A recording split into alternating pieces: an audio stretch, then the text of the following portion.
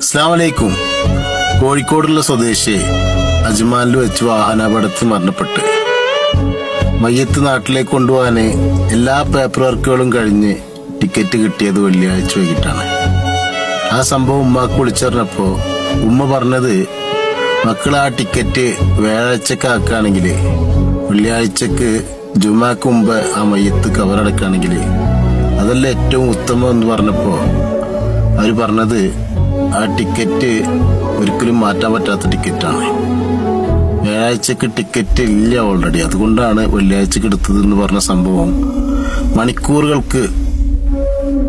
മണിക്കൂറുകൾ ആകുമ്പോഴേക്കും എയർലൈൻസിൽ നിന്ന് അവർക്കൊരു മെസ്സേജ് വന്ന് ആ ടിക്കറ്റ് ഓൾറെഡി വ്യാഴാഴ്ചക്ക് മാറ്റിയിരിക്കുന്നു, വെള്ളിയാഴ്ചക്ക് ആ ഫ്ലൈറ്റ് ക്യാൻസലാണ്, അതുകൊണ്ട് ആ ടിക്കറ്റ് വ്യാഴാഴ്ച കൊണ്ടുപോകുന്ന പറഞ്ഞിട്ടുള്ള ഒരു മെസ്സേജ് വന്നപ്പോൾ അവർക്ക് അന്തം വിട്ടുപോയി. കാരണം ഒരു ഉമ്മയുടെ പ്രാർത്ഥന ജീവിച്ചിരിക്കുമ്പോഴല്ല, അത് മരിച്ചാലും മക്കൾക്ക് കിട്ടുന്നതാണ്. അപ്പൊ അതുകൊണ്ട് എൻ്റെ ഈ വീഡിയോ ഏതേലും ഉമ്മമാര് കാണുന്നുണ്ടെങ്കിൽ നിങ്ങളെല്ലാവരും മക്കൾക്ക് വേണ്ടി ആത്മാർത്ഥമായി പ്രാർത്ഥിച്ചു.